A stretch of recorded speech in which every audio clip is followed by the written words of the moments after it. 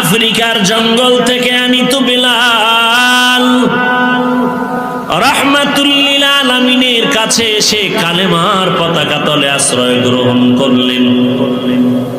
ওই বেলাল এত গরিব, পাপিষ্ট উমাইয়ার বাড়ি বেলাল চাকরি করে। বেলালের দিকে একদিন উমাইয়া তাকায় দেখে বেলাল ঠোঁট নাড়ায় নাড়ায় বলতেছে আহাদ আহাদ আহাদ। উমাইয়া বলে, রে বেলাল কি বলো? বলে আল্লাহর জিকির করি। বলে আল্লাহ আবার কে? বলে তোমারে যিনি বানাইছেন তিনি হলেন আমার আল্লাহ। বলে বেলাল একবার বলছো, দ্বিতীয়বার এই কথা যেন আর না শুনি। বেলাল এতক্ষণ বলতো আস্তে, উমাইয়ার বাধার পরে এখন বেলালের আওয়াজ আরো বাড়তেছে আরো বাড়তেছে।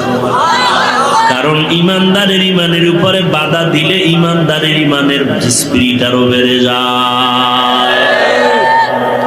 বেলালের আওয়াজ বেড়ে গেল, উমাইয়ার মেজাজ গরম হয়ে গেল। বেলালের বাধা দেয়, বেলাল থামে না।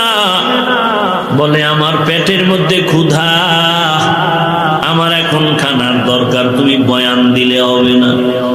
আমি রুটি খাইতে যেই মজা পাই, আমাকে তুমি অন্য খানা দিলেও কর্মা পোলাও দিলে এত মজা পাবো না। যেই বান্দা আমার আল্লাহর জিকিরে বড় মজা পায়, ওই বান্দারে বাধা দিলে মনে হয় যেন মরিয়া যাওয়া তার থেকে আরো ভালো। উমাইয়া বাধা দেয়, বেলাল আল্লাহরে ডাকবি না। বেলাল কয় আল্লাহ উমাইয়ারে ফিরায় দেও যেন আমারে বাধা দেয় না।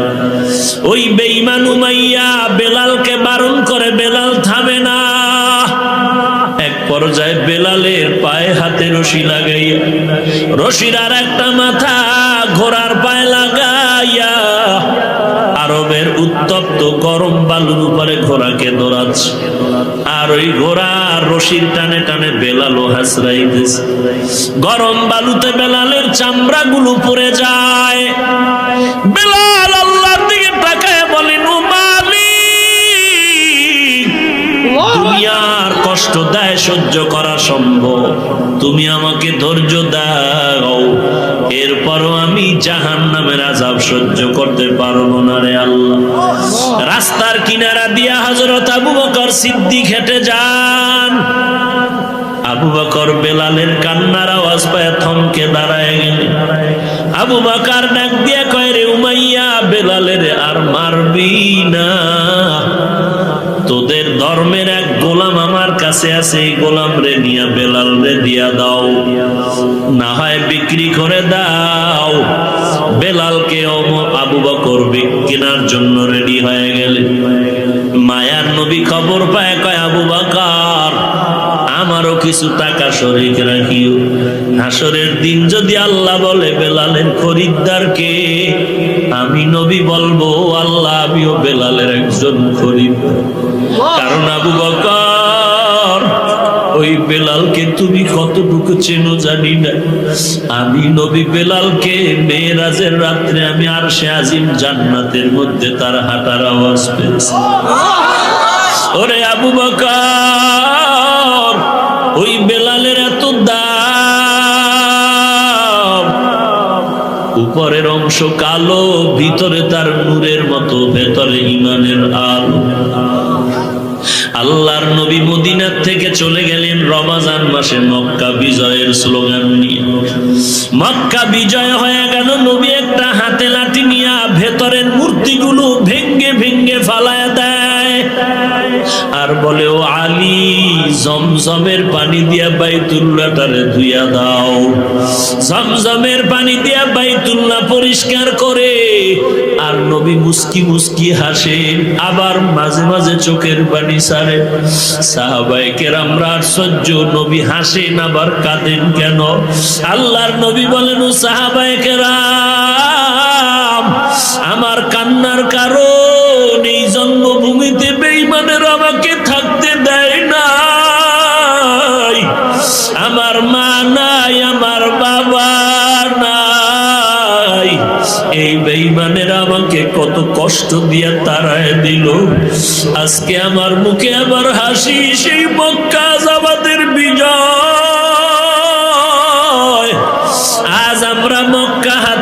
দিয়েছি, আজ আমরা যোহরের নামাজ আজান দিয়া ওপেন জামাতের সাথে নামাজ আদায় করব। আজকে মুসলমানের বিজয়ের দিন, মক্কার স্বাধীনতার দিন। আল্লাহর নবী পবিত্রতা অর্জন করার পর কাবার চতুর্পার্শ্ব রেডি হয়ে গেল নামাজের জন্য। আজ নবী ওপেন নামাজ পড়বেন জামাত। আজকের বিজয়ের আজানটা যিনি দিবেন তার কপাল কতই না জানি ভালো।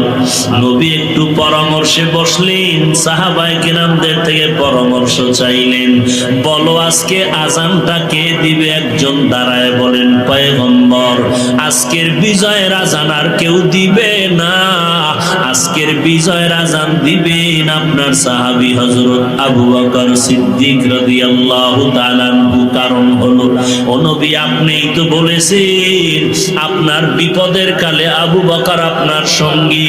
আপনি বলেছেন ওই হিজরতের রাত আপনি গিয়ে আবু বকরের ঘরে দাঁড়াইলেন।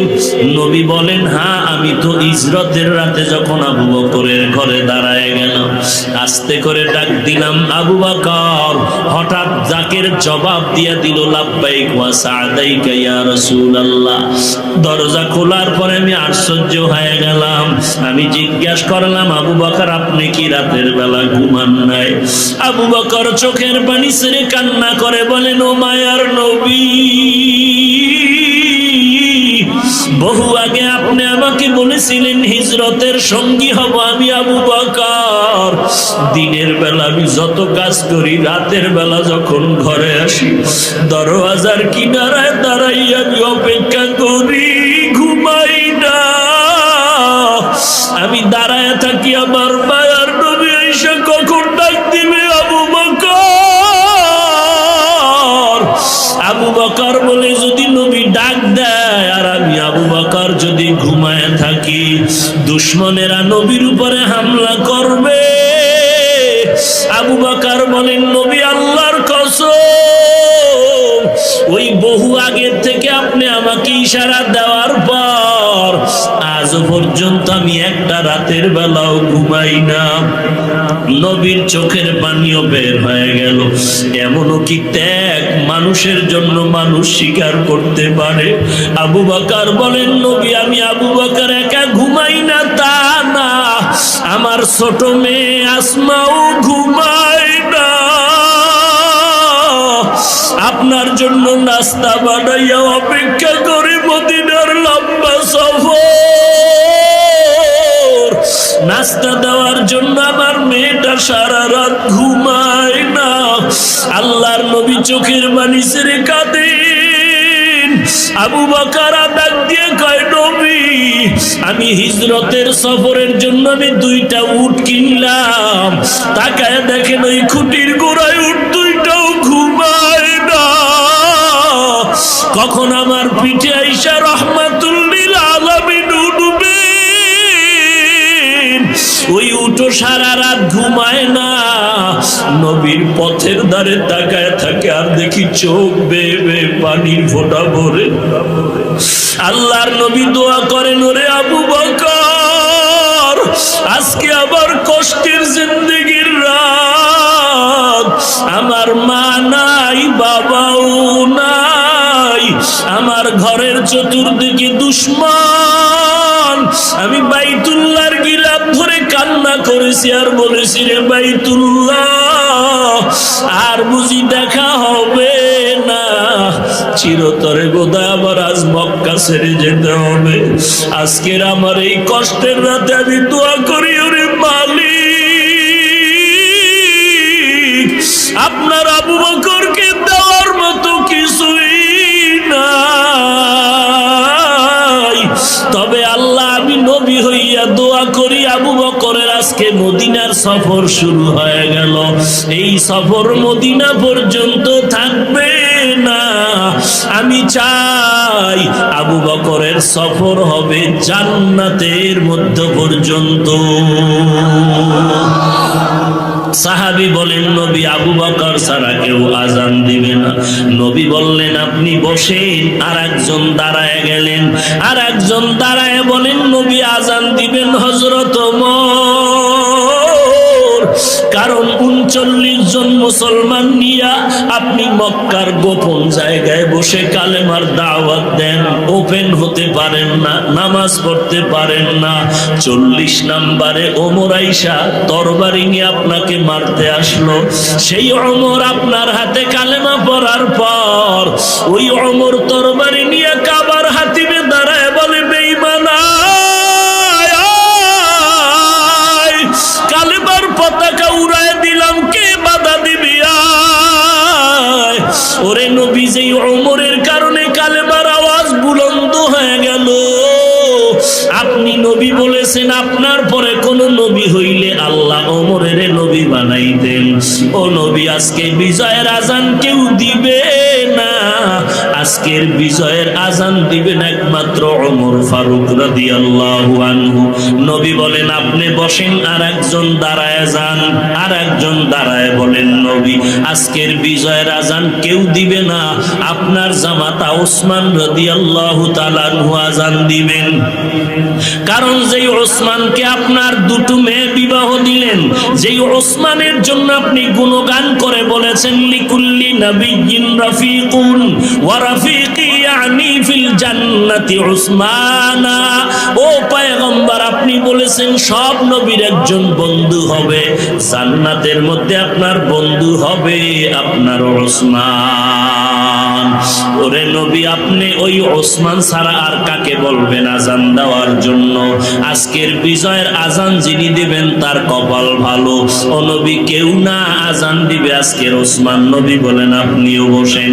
আর একজন দাঁড়ায় গেল, দাঁড়ায় বলেন, নবী আজ বিজয়ের আজান দিবে হযরতে আলী, আর কেউ দিবে না। কারণ আপনি বলেছেন আনা দারুল হিকমাহ ওয়া আলিয়্যুন বাবুহা। আপনি বলেছেন আপনি হিকমতের ঘর, আর হযরত আলী হলো হিকমতের ঘরের দরওয়াজা। ওরে পয়গম্বর, হিজরতের সময় আপনি আলীকে বিছানায় রাখিয়া মদিনায় চলে গেছেন। মদিনার থেকে আপনি হযরত আলীকে যুদ্ধের সেনাপতি বানাইয়া পাঠাইতেন। আবার আপনি কোথাও গেলে হযরত আলীকে মদিনার দায়িত্ব দিয়া যাইতেন। আজকের বিজয়ের আজান হযরত আলী দেবে, আর কেউ না। নবী বললেন আপনিও বসেন। মশওয়ারা হয়ে গেল, সিদ্ধান্ত দিবেন কে? আল্লাহর নবী আবার চিন্তায় পড়ে আছেন। আল্লাহর পক্ষ থেকে দেখি জিবরাইল আমিন কি সিদ্ধান্ত নিয়ে আসেন। আজানের সময় যখন ঘনিয়ে আসলো, আল্লাহর নবী অপেক্ষমান, আল্লাহর সিদ্ধান্ত কি আসবে। আল্লাহর নবী অপেক্ষা করতেছেন যোহরের নামাজের আজান। আল্লাহর নবী চিন্তায় পড়ে গেছেন। হঠাৎ করে জিবরাইল আমিন হাজির। জিবরাইল আলাইহিস সালাম আমার নবীর কাছে আল্লাহর পক্ষ থেকে সালাম জানায় বলেন, পয়গম্বর আপনি চিন্তা করতেছেন আজকে যোহরের আজান কে দিবে। কেউ বলেছেন আবু বকর দিবেন, কেউ বলেছেন হযরত ওমর ফারুক দিবেন, কেউ বলেছেন হযরত ওসমান দিবেন, কেউ বলেছেন হযরত আলী রাদিয়াল্লাহু আনহু দিবেন। আল্লাহ তাআলা একটা সিদ্ধান্ত নিয়ে আমি জিবরাইল আমিনকে পাঠাইছে। আজকের যোহরের বিজয়ের আজান হযরত আবু বকরের কণ্ঠে হবে না, আজকের বিজয়ের আজান ওমরের কণ্ঠে হবে না, আজকের বিজয়ের আজান উসমানের কণ্ঠেও হবে না, আজকের বিজয়ের আজান হযরত আলীর কণ্ঠেও হবে না। আল্লাহর সিদ্ধান্ত হয়ে গেছে, আজকের মক্কা বিজয়ের আজান দিবে ওই আফ্রিকার বেলাল। আল্লাহর নবী চোখের বাড়ি ছেড়ে কয়, রে বেলাল কই, আয় বেলাল আয়।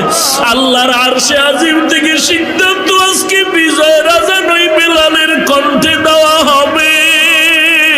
ওই বেলালের অন্তর ইমানের নূরের দ্বারা ভরপুর হওয়া একটা আলোকিত অন্তর। আল্লাহর নবী ডাকেন, বেলাল আয় আয়।